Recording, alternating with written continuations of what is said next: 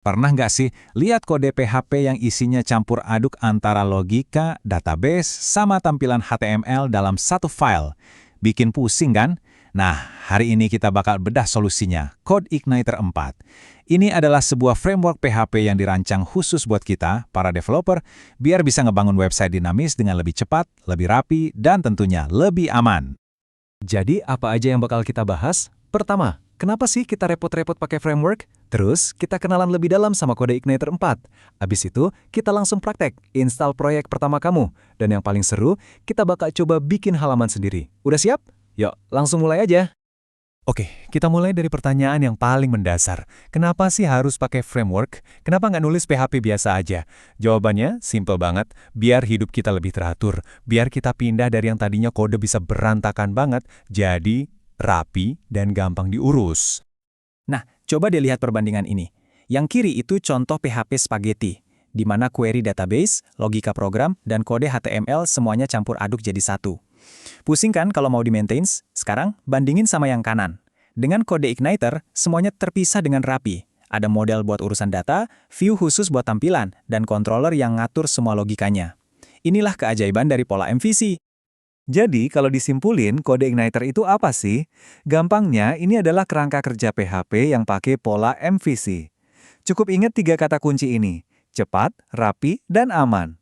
Cepat karena arsitekturnya ringan, rapi karena pola MVC tadi, dan aman karena udah disiapin fitur-fitur keamanan bawaan. Oke, kita udah tahu kenapanya. Sekarang, yuk kita kenalan lebih dekat lagi sama CodeIgniter 4.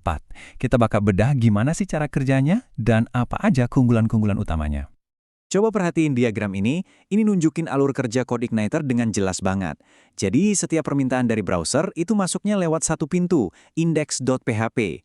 Dari situ, si routing bakal nentuin, oke, request ini harus dikasih ke controller mana. Tapi sebelum itu, requestnya disaring dulu sama bagian keamanan. Baru deh controller ngejalanin logikanya, mungkin dia ngambil data dari model, terus hasilnya dilempar ke view buat ditampilin lagi ke pengguna. Semuanya terstruktur dan jelas banget alurnya. Terus, apa aja sih yang bikin CodeIgniter ini keren? Pertama, performanya cepat banget. Kedua, pola MVC-nya, itu jaminan kode kita bakal terorganisir. Dokumentasinya juga lengkap, jadi kalau bingung, tinggal buka aja, pasti ada jawabannya. Yang paling penting nih, soal keamanan. Fitur kayak proteksi XSS dan CSRF itu udah ada dari sananya, kita nggak perlu bikin dari nol. Plus, komunitasnya gede dan aktif, jadi kalau ada masalah, pasti ada yang bantu. Tapi sebelum kita lanjut ngoprek lebih jauh, ada satu syarat yang wajib banget dipenuhi. Pastiin di komputer kamu udah terinstall PHP versi 7.2 atau yang lebih baru. Ini harga mati ya, biar CodeIgniter 4 bisa jalan dengan lancar. Oke, ini dia bagian yang paling kita tunggu-tunggu. Cukup teorinya, sekarang waktunya kita praktek. Kita akan ubah beberapa baris perintah di terminal jadi sebuah aplikasi web yang beneran jalan. Siap? Persiapannya gampang kok. Pertama, pastiin kamu udah punya Composer. Itu tuh manajer paketnya PHP. Kedua, cek lagi versi PHP kamu, ingat ya, minimal 7.2. Kalau semua udah oke, langsung buka terminal atau command prompt, terus arahin ke direktori web server kamu. Misalnya, kalau pakai exam.pp, ya ke exam/htdocs. Nah, ini dia mantra saktinya. Tinggal ketik aja Composer Create Project CodeIgniter /AppStarter My Project. My Project ini nama folder proyeknya, kamu bisa ganti sesuka hati. Begitu kamu enter, Composer bakal kerja otomatis, download semua file CodeIgniter dan teman-temannya. Praktis banget kan? Setelah instalasinya beres, jangan lupa pindah dulu ke direktori proyek yang baru kita buat tadi. Terus, ketik perintah ini, php spark serve.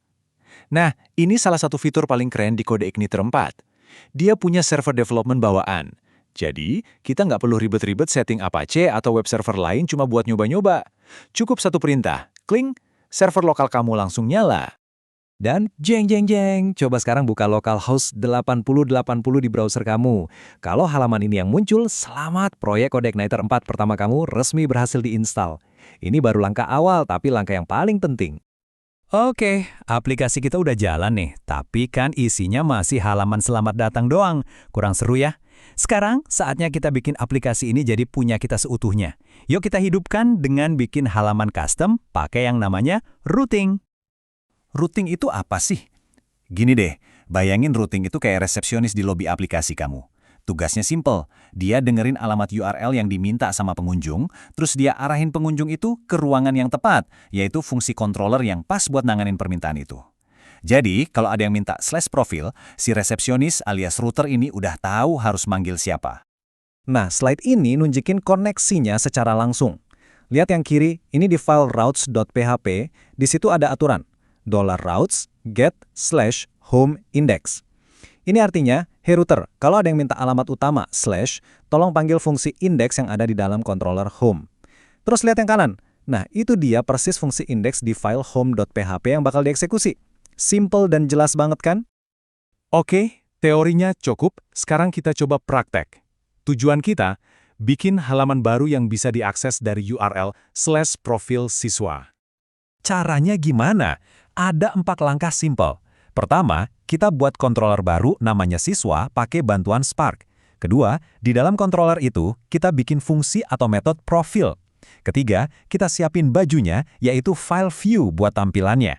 Dan langkah terakhir, kita daftarkan rute barunya di routes.php biar URL /profil siswa nyambung ke fungsi yang baru kita buat.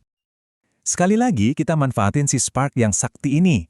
Cukup ketik php spark make controller siswa, dan kode Igniter bakal otomatis bikinin kita file controller baru, lengkap sama kerangkanya. Ini bener-bener ngirit waktu dan ngehindarin kita dari salah ketik atau typo. Dan ini dia hasilnya.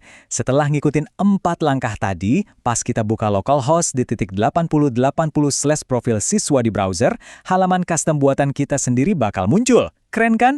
Ini bukti kalau kita udah berhasil nguasain alur dasar pembuatan halaman di CodeIgniter 4. Semua kemudahan dan kecepatan ini pas banget sama kutipan dari materi sumber kita. CodeIgniter dengan cepat membakar semangat para web developer untuk mengembangkan web dinamis dengan cepat dan mudah. Bener-bener sesuai sama logonya yang gambar api ya. Bikin semangat kita terbakar buat ngoding. Kita udah lihat sendiri betapa gampangnya mulai dan bikin sesuatu dari nol pakai CodeIgniter. Fondasinya udah kamu pegang sekarang. Jadi, pertanyaannya sekarang bukan lagi gimana caranya, tapi apa selanjutnya? Dengan senjata baru ini, halaman apa yang bakal kamu bangun? Selamat berkarya!